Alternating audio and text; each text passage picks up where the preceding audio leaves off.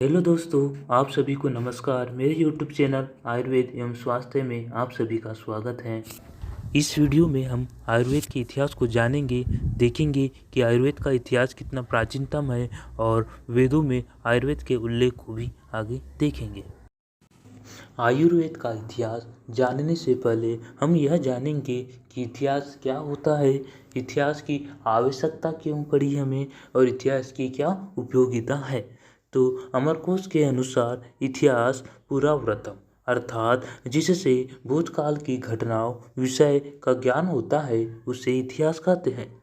वर्तमान में उपलब्ध भूतकालीन अवशेषों के आधार पर उस समय की घटनाओं या वस्तु का ज्ञान जिससे होता है उसे इतिहास कहते हैं। अर्थात कि वर्तमान समय में जो वस्तु प्रेजेंट है उससे उस प्राचीन समय के जो विषय का ज्ञान होता है उसे इतिहास कहते हैं। इतिहास ज्ञान की आवश्यकता क्यों पड़ी, कि हमें इतिहास की आवश्यकता क्यों है? किसी भी विषय साहित्य को समझने के लिए उसका विकास कैसे हुआ, उसकी उत्पत्ति कैसे हुई, यह जानने के लिए उसका इतिहास जानना आवश्यक है। किसी भी विषय को यथार्थ रूप से समझने के लिए उसका सर्वांगीण ज्ञान होना आवश्यक है और इस सर्वांगीण ज्ञान के लिए उस विषय की ऐतिहासिक पृष्ठभूमि जानना आवश्यक है। आयुर्वेदीय इतिहास के अध्ययन से हमें उसके क्रमिक विकास का ज्ञान होता है। आयुर्वेद के इतिहास के अध्ययन से उसकी प्रामाणिकता का प्रमाण प्राप्त किया जा सकता है। अब हम देखेंगे कि इतिहास की उपयोगिता क्यों है, उसकी क्या उपयोग है। अगर अपन इतिहास का अध्ययन करेंगे तो उसका क्या उपयोग कर सकते हैं।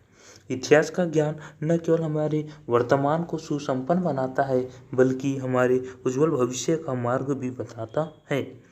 ज्ञान की निरंतरता को बनाए रखने में इतिहास का महत्वपूर्ण हाथ है। ऐतिहासिक साहित्य के आधार पर ही अनुसंधान की नींव रखी जा सकती है।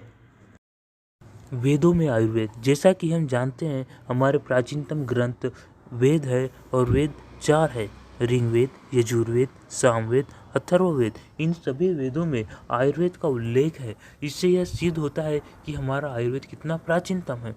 तो देखेंगे वेदों से आयुर्वेद की प्राचीनता सिद्ध होती है। पुरातत्ववेताओं के अनुसार संसार की प्राचीनतम पुस्तक ऋग्वेद है। इसका रचना काल 5000 से लाखों वर्ष पूर्व तक माना जाता है। इस संहिता में भी आयुर्वेद के सिद्धांत यत्र तत्र विकीर्ण है, मतलब कि यत्र तत्र मिलते हैं। जब इस ऋग्वेद जो कि प्राचीनतम साहित्य है उसमें भी आयुर्वेद का उल्लेख है तो हम इससे यह अनुमान लगा सकते हैं कि आयुर्वेद का साहित्य का इतिहास कितना प्राचीनतम है, कितना महान है। चरक, सुश्रुत, काश्यप आदि मान्य ग्रंथकार आयुर्वेद को अथर्ववेद का उपवेद मानते हैं। वेद की परंपरा में रुद्र को प्रथम वैद्य स्वीकार किया गया है। वैद्य, प्रथम वैद्य किसको स्वीकार किया गया है? रुद्र को। और आयुर्वेद ग्रंथों की परंपरा में ब्रह्मा आयुर्वेद का प्रथम उपदेश है। अब आगे एक एक वेद में आयुर्वेद का उल्लेख देखेंगे। ऋग्वेद में आयुर्वेद के महत्वपूर्ण तथ्यों का वर्णन ऋग्वेद में उपलब्ध है। ऋग्वेद में 67 औषधियों का वर्णन मिलता है। आयुर्वेद की दृष्टि से ऋग्वेद बहुत उपयोगी है। ऋग्वेद में अग्नि चिकित्सा, जल चिकित्सा, सूर्य चिकित्सा, शल्य चिकित्सा, विष चिकित्सा, वशीकरण आदि का विस्तृत विवरण प्राप्त होता है।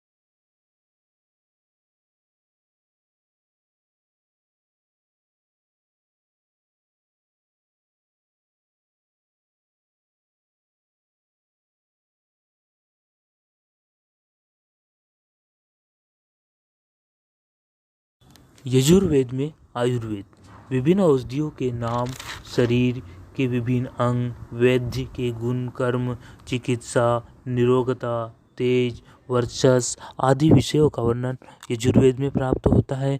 यजुर्वेद में 82 औषधियों का उल्लेख दिया गया है। सामवेद में आयुर्वेद, तो आयुर्वेद के अध्ययन के रूप में सामवेद का योगदान कम है। इसमें मुख्यतः आयुर्वेद से संबंधित कुछ मंत्र तथा अति अल्प रोगों की चिकित्सा का वर्णन प्राप्त होता है।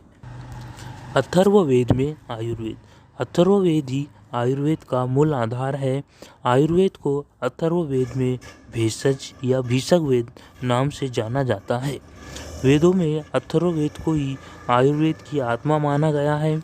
अथर्ववेद में स्वस्थयन, मंगल कर्म, उपवास, बलिदान, होम, नियम, प्रायश्चित और मंत्र आदि से भी चिकित्सा करने को कहा गया है। अथर्ववेद में सर्वाधिक 289 औषधियों का उल्लेख किया गया है।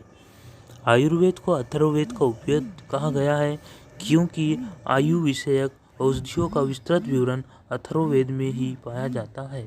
आगे हम सभी वेद, ऋग्वेद, यजुर्वेद, सामवेद, अथर्ववेद के उपवेद को देखेंगे। ऋग्वेद का उपवेद है धनुर्वेद, यजुर्वेद का उपवेद है स्थापत्य वेद, सामवेद का उपवेद है गांधर्व वेद और अथर्ववेद का उपवेद है आयुर्वेद, जिसका इतिहास हमने अभी पढ़ा। वीडियो अच्छा लगता है तो वीडियो को लाइक और सपोर्ट कीजिए। हम आने वाले समय में ऐसे ही आयुर्वेद पर वीडियो बनाते रहेंगे। धन्यवाद। जय आयुर्वेद।